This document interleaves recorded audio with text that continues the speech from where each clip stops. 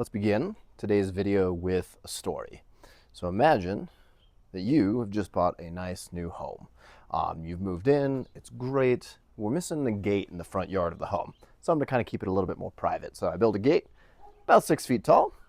Looks pretty good. No issues with the HOA, we imagine. It's great. Next day, we have someone come and knock on your door, and it's Harold. And Harold is the HOA president. And Harold, you see, he's only this tall.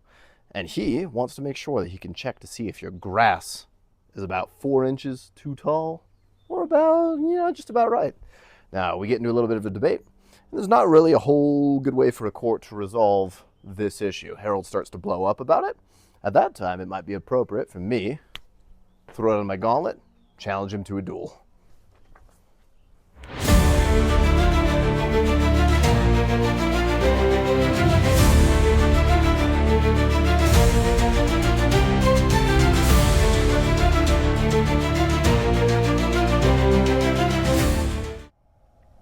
Alrighty, box number 4 of 4 from Swordier, coming to us for Combat Con this year.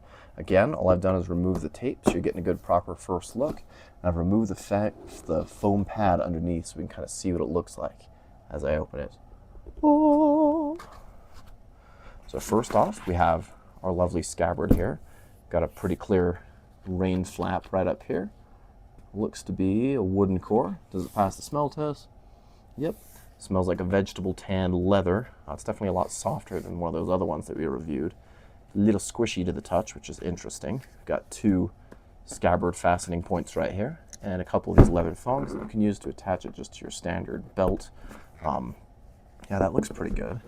Looking over here at the sword, first impressions, this sword is long. He's a long boy. This is definitely a dueling sword. We'll go ahead and talk about that outside here in just a second. All right. Well, let's talk about a little bit of the history of dueling swords like this one. I'll go ahead and dispose of the scabbard here really quick. So dueling swords of this type typically come from around the 14th century. Generally, they're a lot skinnier in the blade and quite a bit longer. If you're familiar a lot with what HEMA is, historical European martial arts, which I practice, we fight a lot in a system that is very similar to what you'd expect during a judicial duel. This right here is a blunt sword, a fetter that we used to fight with. I can say this sword feels very similar to this sword of how it moves in the air. Very quick, very smooth, not necessarily the most powerful cutter, but I can pull off those more complicated techniques with pretty swift agility, and we don't need to worry about the blade not being able to follow through on the more dynamic fencing types. Now, talking about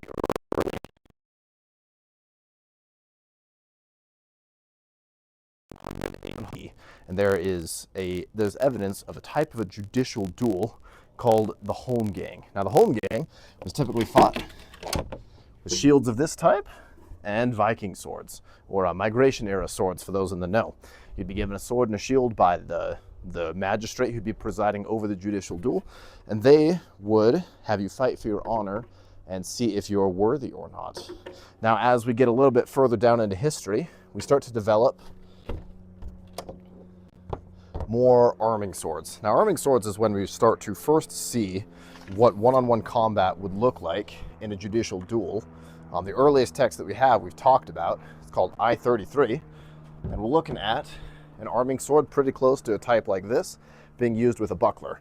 Now, one of the most famous duels out there was fought between a dude named Swordier and Jarnac, and it's one that Skallagrim has done a really good video on, talking about a cut and thrust sword, wearing a little bit of armor, and going up against a duel.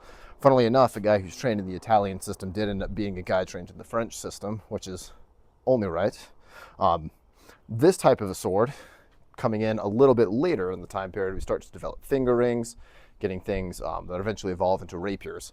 Around the same time as this, and before the rapier, we start noticing a lot more sources talk about judicial duels fought between noblemen with long swords. Now, this is a type of sword that we've seen on the channel before. This is very much not a sword that I would recommend dueling with. He's very chunky all the way up towards the tip. He's heavy, and he doesn't move nearly as nimbly as the other one. You can see how much time that takes me to make the same moves as the other one. So a person who would be offending me with a more dueling-centric sword could get to me faster and cover a blow from this sword before I'd have a chance to offend him.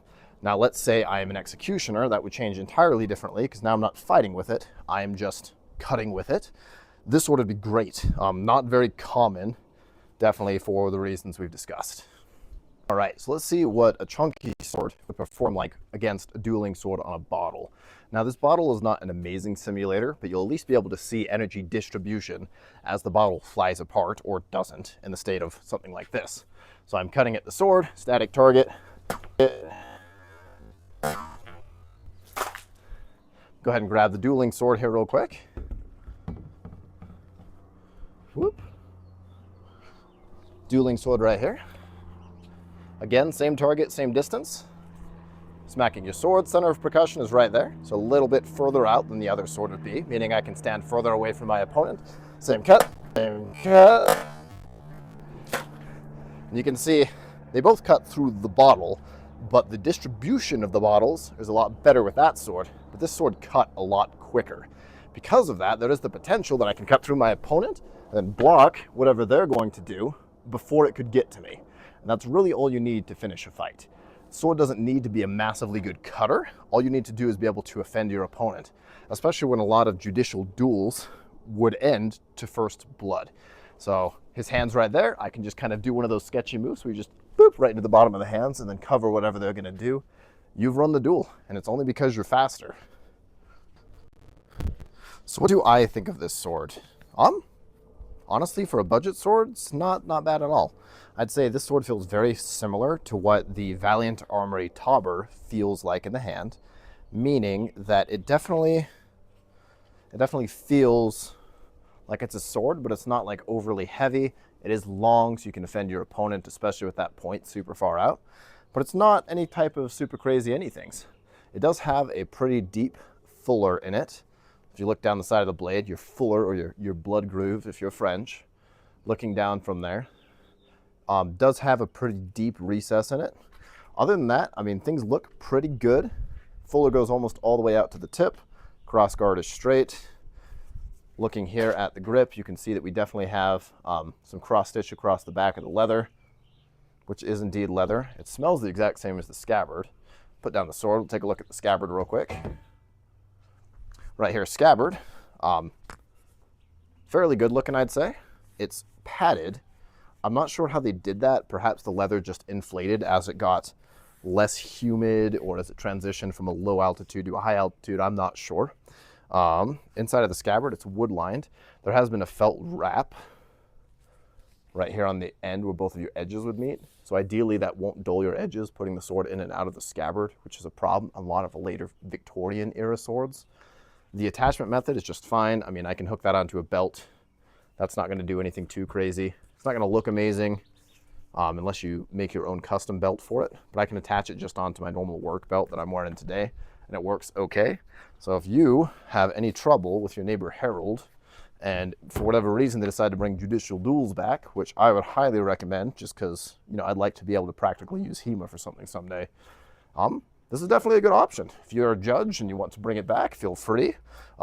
Grab a pair of these, and then we can just kind of fight out our civil disputes in a way that I think would be a lot more civil than a court battle. Yeah, other than that, should be good.